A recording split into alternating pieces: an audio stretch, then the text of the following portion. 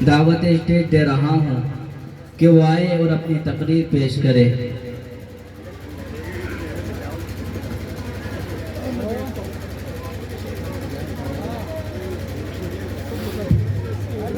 بھئی ہمارا پروگرام اختتام کو ہے، ماشاءاللہ بہت ہی خوبصورت طریقے سے آپ لوگ سماعت فرما رہے ہیں۔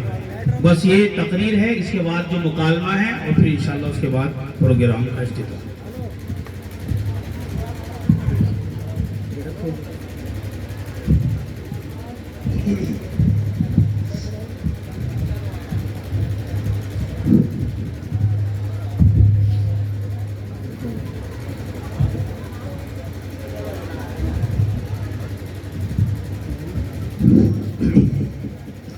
السلام علیکم ورحمۃ اللہ وبرکاتہ۔ الحمد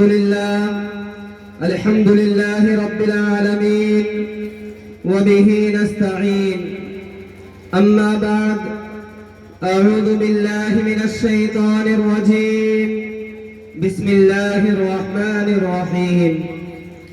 اليوم اکملت لکم دینکم واتممت علیکم نعمتی ورضيت لكم الإسلام دينا۔ وقال تعالى في موضع آخر: إن الدين عند الله الإسلام۔ صدق الله العظيم۔ حضرات صدر ذی وقار، مشفق و مکرم اساتذہ کرام اور حاضرین انجمن،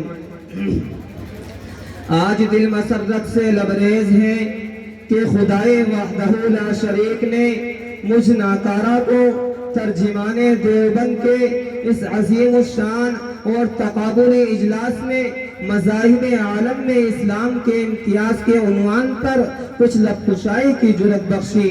تو آئیے دوستو، آج سے 1400 سال پہلے جب ہر سمت میں شرک و بدعت، بت پرستی، کفر و ضلالت کی گھٹائیں چھائی ہوئی تھی، انسانیت سسک کر دم توڑ رہی تھی، ایسے بھیانک دور میں رحمت خداوندی کو جوش آیا اور جبل اقیس سے آفتاب ہدایت طلوع ہوا، جس نے دنیا کی کراہتی ہوئی انسانیت کو سہارا دیا اور ساری دنیا کو ایک عالمگیر پیغام دیا جس کا نام اسلام ہے۔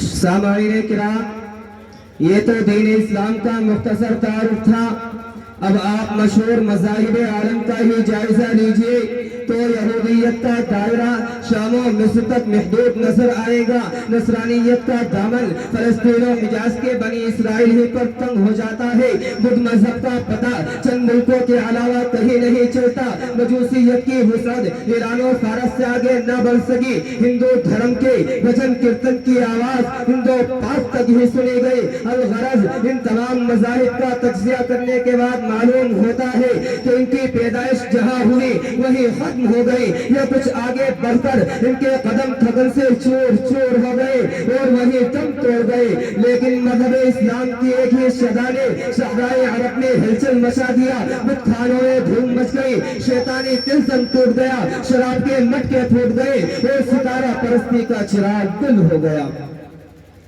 محترم حاضرین، اسلام کے علاوہ مذاہب عالم کا مطالعہ کریں تو ایک کی بھی تاریخ اور صحیح سند نہیں ملتی، چنانچہ آپ دور حاضر کے نصارہ سے پوچھئے کہ تو نے انجیل سے روایت کی ہے، اس کی سند کیا ہے؟ خدا کی قسم وہ قیامت تک اس کی صحیح سند پیش نہیں کر سکتے۔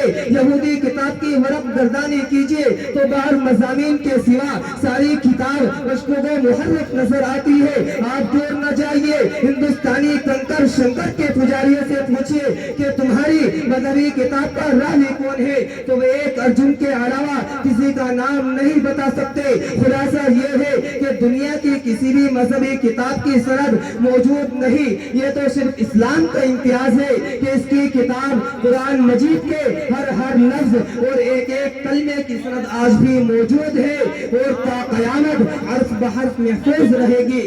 کسی شاعر نے کیا ہی خوب کہا ہے: نہ ہو ممتاز کے اسلام دنیا بھر کے دینوں میں، نہ ہو ممتاز کے اسلام دنیا بھر کے دینوں میں، وہاں مذہب کتابوں میں، یہاں قرآن سینوں میں۔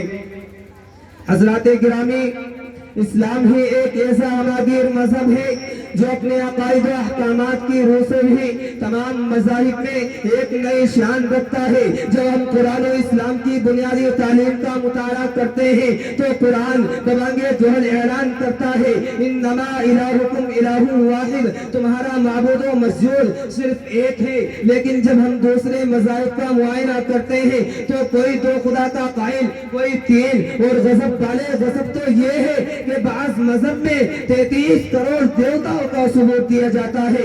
اسی طریقے سے جب مذہب اسلام کو احکامات و قوانین کی کسوٹی پر رکھا جائے تو اس نہج سے بھی مذہب اسلام راہ اعتدال پر گامزن نظر آتا ہے اور افراط و تفریط سے یکسر مبرہ و منزہ دکھائی دیتا ہے۔ لیکن مذہب یہودیت میں اس قدر افراط و تشدد ہے کہ اگر کپڑے پر نجاست لگ جائے تو اسے کاٹنے کا حکم ہے۔ اس کے برعکس اسلام نے صرف دھونے کی تعلیم دی ہے۔ یہی وجہ ہے کہ ان ادیان و مذاہب کی وسعت محدود ہے۔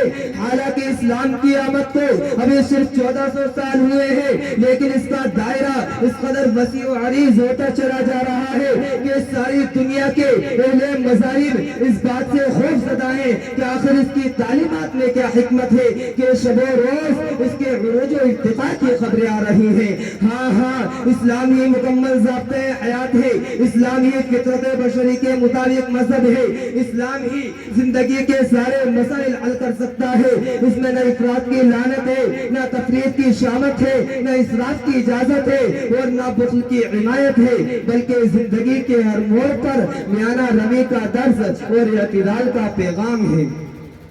دوستو، اس میں عبادت بھی ہے لیکن یہودیت کی طرح شدت نہیں بلکہ سراپا رحمت ہے۔ اس میں ریاضت بھی ہے لیکن نصرانیت کی طرح رہبانیت نہیں بلکہ معاشرت و یکجہتی کی تعلیم ہے۔ اس میں معاملات بھی ہے لیکن دوسرے مذاہب کی طرح منمانی نہیں بلکہ اس کے دستور و قوانین میں اخوت و ہمدردی کا درس ہے۔ لیکن نصرانیت کی طرح اتنی نرمی نہیں کہ اگر کوئی ایک گال پر تماچا مار دے تو دوسرا گال بھی آگے بڑھا دو، بلکہ اسلام نے تو جزاء سیئۃ سیئۃ مثلھا کی تعلیم دی ہے۔ سامعین کرام، خلاصہ یہ ہے کہ اسلام کے جس پہلو کو لے لے، اسلام کے جس گوشے کو لے لے اور مذاہب عالم سے موازنہ و مقابلہ کریں تو اسلام کا پہلو ہی ممتاز و منفرد نظر آئے گا۔ اللہ تبارک و تعالی ہم سبوں کو اسلام کی خاطر مرنے اور جینے کی توفیق عطا فرمائے، آمین۔ وآخر دعوانا ان الحمدللہ رب العالمین۔ اسلام کی فطرت میں قدرت نے لچک دی ہے، اسلام کی فطرت میں قدرت نے لچک دی ہے، اتنا ہی یہ ابھرے گا جتنا کہ دباؤں گے۔ حاضرین محترم، ذخیرہ حدیث میں ہمیں ایک حدیث ملتی